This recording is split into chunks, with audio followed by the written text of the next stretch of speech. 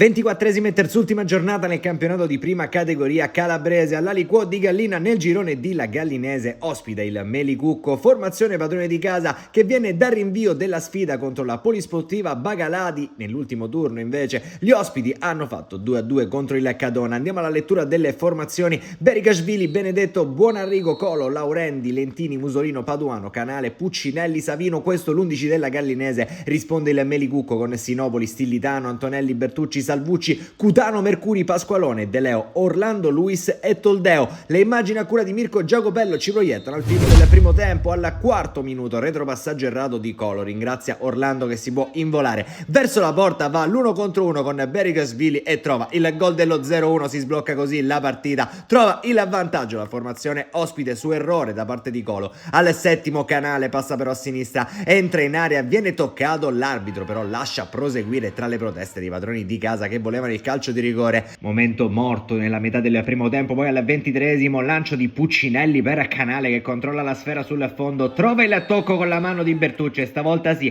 è calcio di rigore anche per il direttore di gara. Tutto pronto dal dischetto con Savino che calcia però incrociando sul palo e spreca l'occasione dell'1-1. Gallinese che si fa del male da solo ancora una volta. 27esimo Canale per Benedetto che va a calciare, ce l'ha respinta da parte di Sinopoli, ma al 35esimo c'è un calcio di punizione sul versante sinistro. Puccinelli la mette sul secondo palo dove c'è Laurendi che colpisce di testa sotto porta, corregge Paduano e trova il gol dell'1-1. Ha pareggiato la formazione padrone di casa. Finisce così la sintesi del primo tempo all'Aliquò di Gallina, 1-1 come detto tra Gallinese e Melicucco. Al gol da parte di Orlando in apertura risponde Paduano. Partiamo con il film della ripresa. Cambi nella Gallinese al 58esimo con Gaudenzio, Praticò e Marino per Savino e Lentini al 60esimo. Gran conclusione da parte di Canale, super Sinopoli mette in calcio d'angolo. Al 61esimo però si arrende il Melicucco perché c'è un gran filtrante di Puccinelli per Praticò che si ritrova praticamente a tu per tu col portiere e non sbaglia incrociando il destro che vale il sorpasso. Grande orgoglio, grande carattere, grande festa per la Gallinese. Adesso sul 2-1 66esimo cambi nella formazione rosso-blu, entra Siclari per Benedetto. Al 67esimo il Melicucco cerca il pareggio, lancio di Lammana per De Leo che controlla la sfera e va a calciare, c'è la respinta da parte di Bericashvili. Minuto 70 Gallinese per chiudere il discorso, pallone in profondità di Laurendi per Praticò, tanto spazio per Praticò, non è fuori gioco secondo il direttore di gara. Praticò davanti al portiere si defila troppo sulla sinistra